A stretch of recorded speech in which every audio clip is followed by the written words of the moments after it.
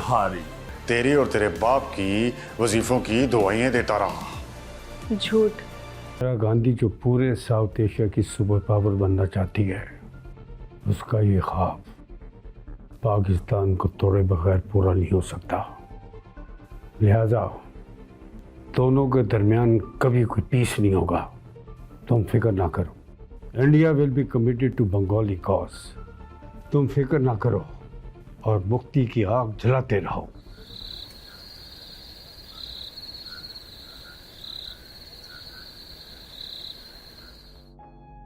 Madam, ये फारूक साहब ने हमें फाइल भेजी है।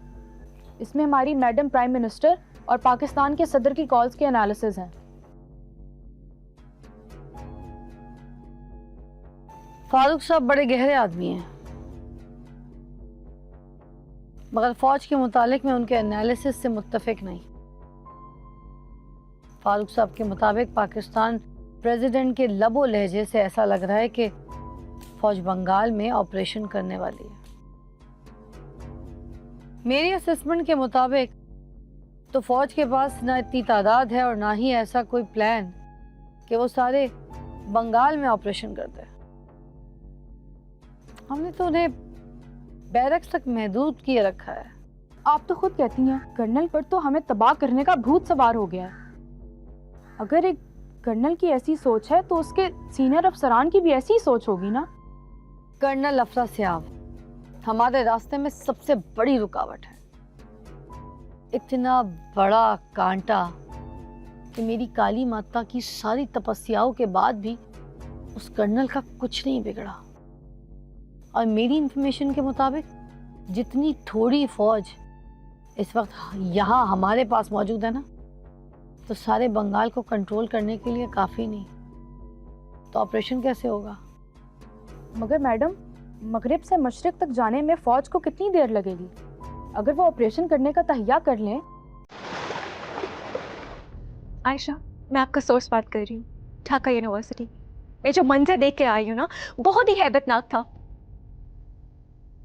मेरी यूनिवर्सिटी, ढाका यूनिवर्सिटी के अंदर जगन्नाथ पुल के अंदर मगरबी पाकिस्तान से तैनात बंगाल में पोस्टेड सिविल ब्यूरोक्रेट्स के बच्चों को अगवा करके रखा गया है। इतना सोच भी नहीं सकती थी। आयशा, तुम एक दलेर लड़की हो और सिर्फ तुम ही सदी साहब से कहकर इस खबर को ढाका रिपोर्टर में लगवा सकती हो। प्लीज ये कर दो ताकि जुल्म और खौफ को यूनिवर्सिटी से निकाल बाहर किया जाए।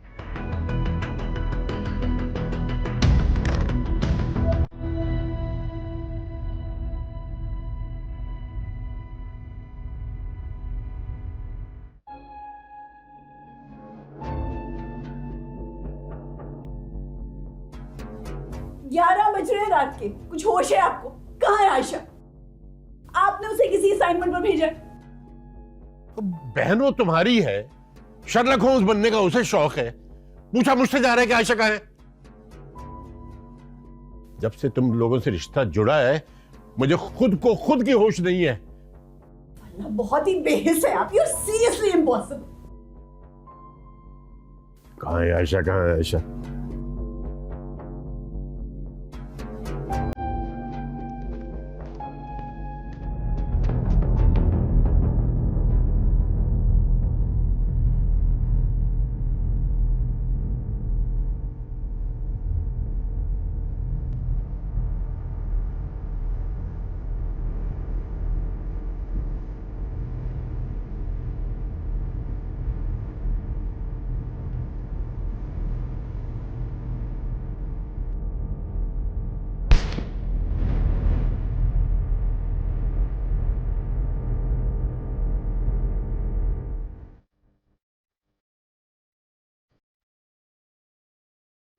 कहां से आ रही तुम इस वक्त?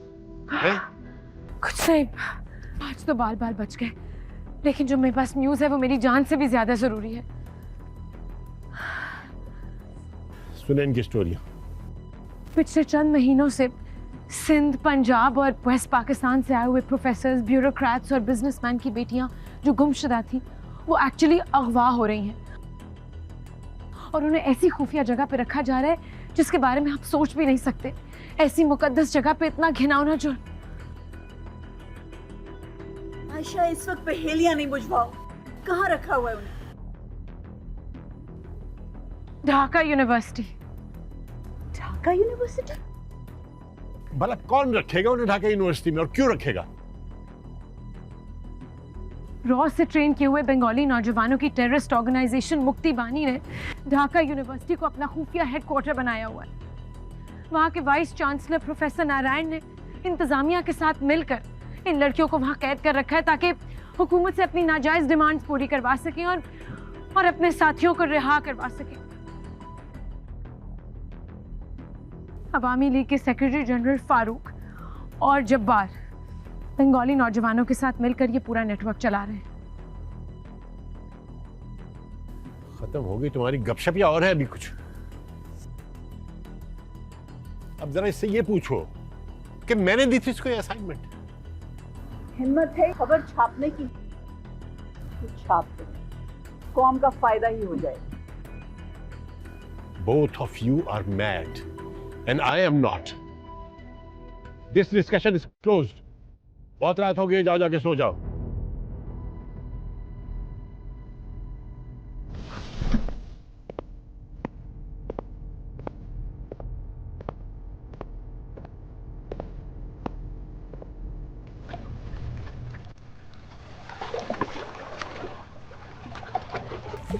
लगता नहीं शाला ये तुम्हारा खून है, वरना अब तक हमारे मुक्ति टाइगर्स कहां पे अरेस्ट करके रखे हैं तुम्हारी पाकिस्तानी सरकार ने?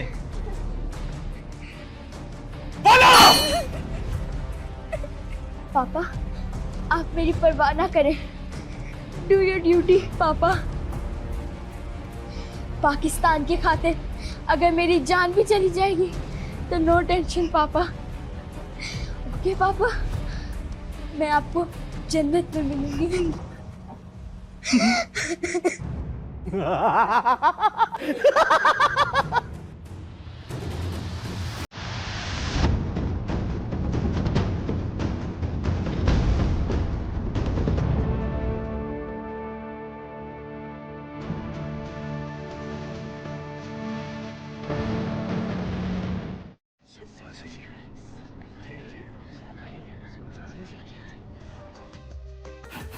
अरे नहीं यार, अपना टाइम दुरुस्त कर रहा हूं। मैं गुलफाम बात कर रहा हूं, इकबाल हॉल से। तुम्हारा अच्छे वक्तों का दोस्त गुलफाम बहरवी। हाँ, पहचाना? सही है। अरे यार, ये जीनत का एडमिशन फॉर्म मेरे सामने है। अरे छा गया मेरा यार। अच्छा जल्दी से बता, वल्दियत के खाने में क्या लिखा है? बाप का नाम लिखा ही नहीं, वल्दियत का खाना ही खराब है, मतलब खाना खाली है। वल्दियत का खाना ही खाली है? जी जी, खाना खाली है। अब कुछ नहीं हो सकता। जीनत और निजाम की शादी होके ही रहेगी। यार, अगर तेरा काम हो गया है तो अब वापस आ जाना प्लीज। कल दोनों का निकाह है, इसके बाद करता हूँ निजाम से बात, फिर आता हूँ ढाका वापस। आजा यार जल्दी, तेरा इंतजार रहेगा।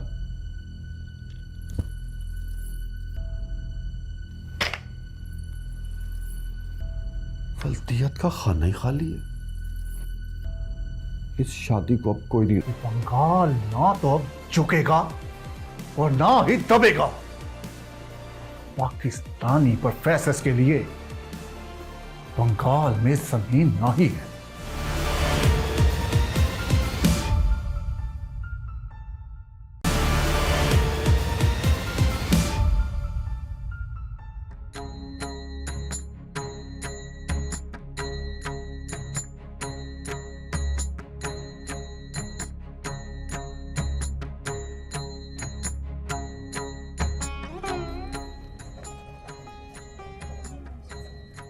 मौलवी साहब ये भी लिखिएगा कि तलाक की सूरत में लड़के की तमाम प्रॉपर्टी लड़की को दी जाएगी मक्खन लगा के। चुप।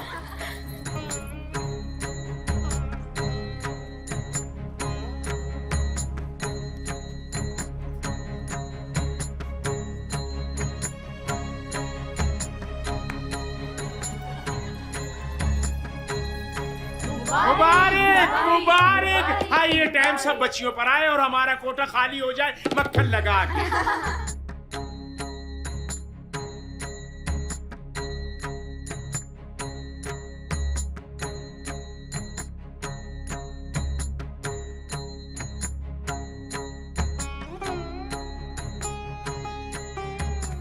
निजामुद्दीन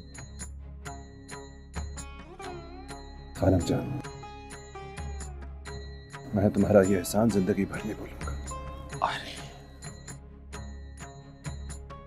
एहसान कैसा? जा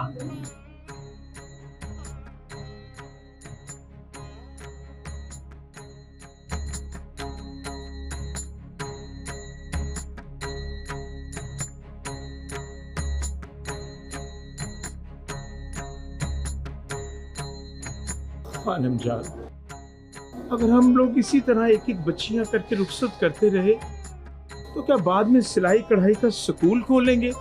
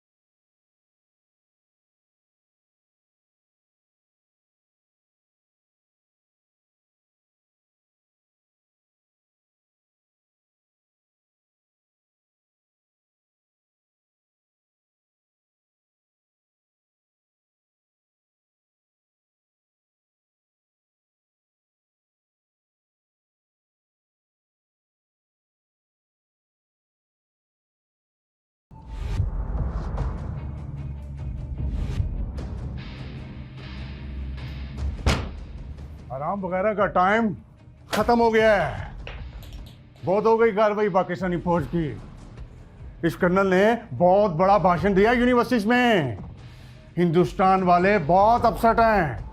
हमारा मुक्ति फोर्स डिमोनलाइज हो गया है। ये साला कर्नल हमारे हाथ में नहीं आ रहा, इसका क्या करें? इस कर्नल के आसपास भी ना भड़कना। इस कर्नल पर नेशनलिज्म का जुनून सवार है। पर फारूक साहब ने इसका हल सोच लिया है। हल? कैसा हल? पाकिस्तान वालों को वहां हिट करो जो इनका वीक पॉइंट है। मतलब? ये लिस्ट फारूक साहब की तरफ से आया है। इसमें ढाका यूनिवर्सिटी के पाकिस्तानी प्रोफेसर का डाटा है। इन प्रोफेसर्स को क्या रिवॉर्ड देना है? रिवॉर्ड नहीं, रिवॉर्ड देना है। इंशाल्लाह। इन्होंने बहुत खिदमत की है तलीम का, बंगाल का। अब इनका वक्त खत्म हो गया है। ये लिस्ट जबार साहब को दे दो। उनसे कहो कि उनको रिवॉर्ड देके सीधा ऊपर जन्नत में भेजना है। इन शालों की यहाँ कोई जरूरत नहीं है। लेकिन जब्बार साहब तो लाहौर में। जब्बार साहब कल वापस आ रहे हैं और मैं कल ढाका से बाहर होऊंगा। अब ये मिशन तुमने और जब्बार साहब ने संभालना है। ढाका यूनिवर्सिटी से ये पैगाम जाना चाहिए पाकिस्तानी फौज और सरकार को कि बंगाल ना तो अब झुकेगा और ना ही दबेगा। पाकिस्तानी प्रोफेसर्स के लिए बंगाल में जमीन नहीं है। छोड़ जाए, मेरी बेटी जीनत की रुखसती की गूंज लाहौर से ढाका तक पहुंचनी चाहिए।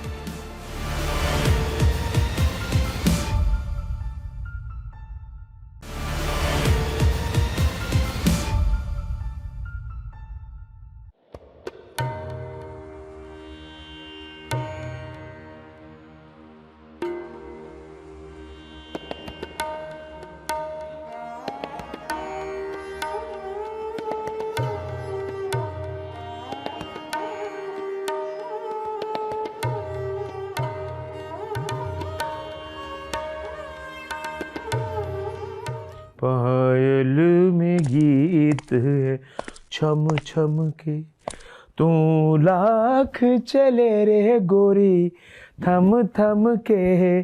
पायल में गीत है।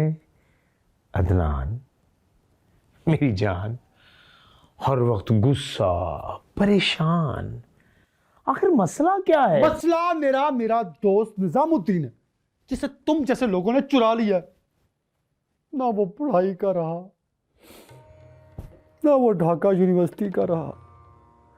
ढाका यूनिवर्सिटी की छुट्टियां खत्म हुए, अरसा बीत गया और वो यहाँ बाजारे हुस्न में वक्त ज़ाया कर रहा है। अगर उसके अब्बा जान को पता लग गया कि वो ढाका यूनिवर्सिटी की बजाय बाजारे हुस्न की जिल्लतों में रुसवा हो रहा है और वक्त ज़ाया कर रहा है, तो क़यामत आ जाएगी। क़यामत? वो क्यों मेरे भाई? यार पढ़ते तुम ढाका यूनिवर्सिटी में हो, लेकिन लगता है जाहिल हो। ना तुम्हें लिटरेचर का पता है और ना ही तुम्हें तारीख का।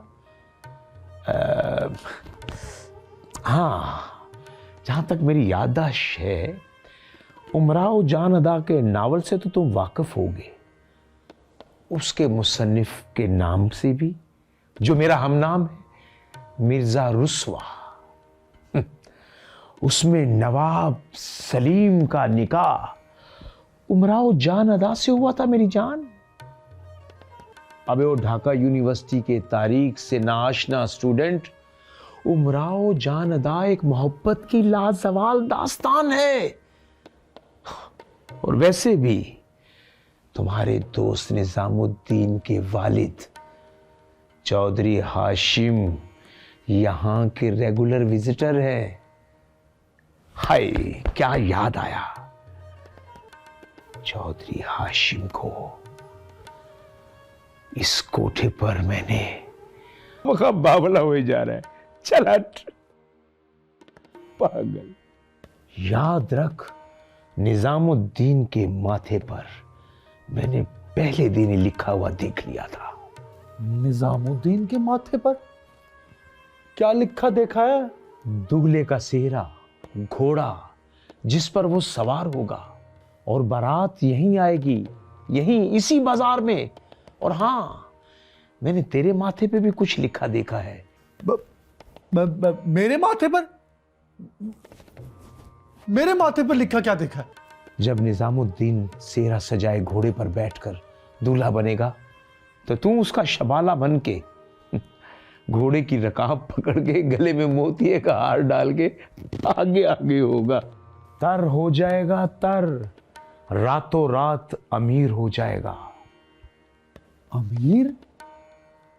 वो कैसे? लोग पैसे फेंकेंगे और तू जेब में भरेगा। मिर्जा, अपनी औकात में रहो। हम हस्बी नस्बी नवाबजादे हैं। औकात तो मैंने अभी अपनी दिखाई नहीं, अभी तो मैं सिर्फ तेरी औकात याद करवा रहा हूं। और हाँ, मुझे भी कुछ याद आ रहा है तेरी औकात के मुतल्लिक। हाँ, याद आया, वो तेरा हस्बी नस्बी कंजूस बाप जाली नवाब, क्या नाम था उसका? नवाब कुतुबुद्दीन। तमीज से नाम लो मिर्जा। हाँ, तुम्हारे अब्बा हजूर कुतुबुद्दीन उर्फ कंजूस तरीन यहां अक्सर खानम के हाथों जलील होकर रुस्वा होकर जाते थे। क्या?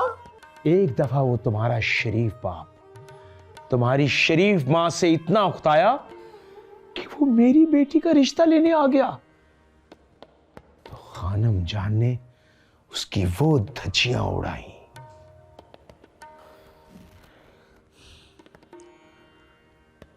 ये है तुम्हारा हस्बी नस्बी बाप और ये है तुम लोगों के करतूत। अब्बा जान ने अम्मा जान से बेवफाई की, हम अभी पता करते हैं। अरे जा जा, बड़े आए हस्बी नस्बी, बड़े आए तुम जैसे इन कोठों पर और दर बदर की ठोकरें खाकर चले गए। हस्बी नस्बी।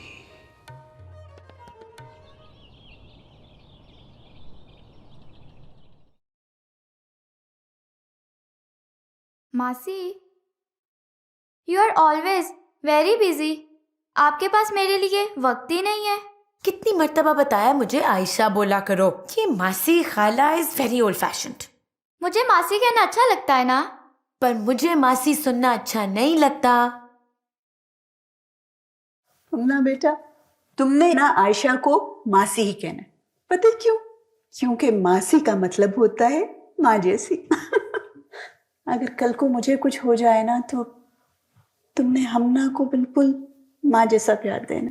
बाजी, आप कितनी फजूल बातें करती हैं और आपको मुझे बताने की जरूरत नहीं है। ये मेरी बेटी है। ओहो भाई, आज तो बड़ा प्यार मोहब्बत का सिलसिला चल रहा है दोनों बहनों में। जीजा जी, अब आप नजर ना लगा देना। नहीं भाई, क्या नजर लगानी है। अच्छा, चाय मिलेगी? इधर लो मेरा बच्चा, कभी हमें भी तो प्यार करो ना। यार यकीन नहीं आता कि जीनत एक तवाइफ है। बेटा यकीन कर ले कि अब वही हमारी भाभी है। भाभी तवाइफ। अब ये दिन भी आने थे हमारे खानदान पे। अरे यार, तुम लोगों की तो किस्मत ही खुल गई। किस्मत खुल गई? वो कैसे? जीनत भाभी कमा कमा के खिलाएगी तुम चौधरियों को, और तेरे उस कंजूस बाप का मसला भी खत्म हो गया। अब उनका मसला कैसे खत्म होगा? जीनत भाभी का एक मुजरा तेरे पूरे साल की यूनिवर्सिटी फीस यूं अदा हो जाएगी। बड़ी किस्मत वाले हो यार। अच्छा यार, मैं चला। ढाका यूनिवर्सिटी का सेशन स्टार्ट होने वाला है और मेरे पूरे खानदान में रातों रात अमीर होने वाली कोई भाभी नहीं है, इसलिए मुझे तो पढ़ना है। और हाँ, निजाम को इश्क से फुर्सत मिल जाए तो लेके ढाका पहुंच जाना। बाय। भाभी तवाइफ।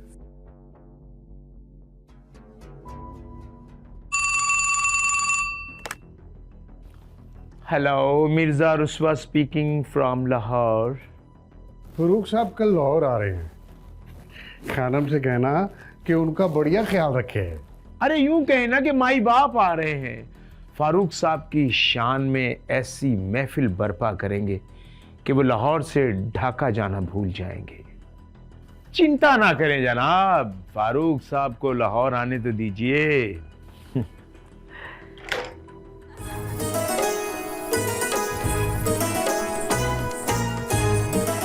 हरियो लड़कियों, कल ढाका से हमारे खास उल खास मेहमान आ रहे हैं। तुम्हारे नज़ारे ऐसे दिलफरेब होने चाहिए कि हमारे मेहमान अपना दिल लाहौर के बाजारे हुस्न में ही छोड़ जाए। मेरी बेटी जीनत की रुखसती की गूंज लाहौर से ढाका तक पहुंचनी चाहिए। ये तो सेपरेशन शुरू किया है साथी।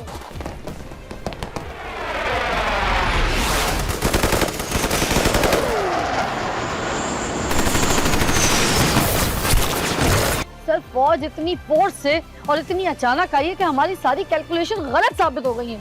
क्या शहर क्या गांव, फौजी सबको रोक दे बेचारे।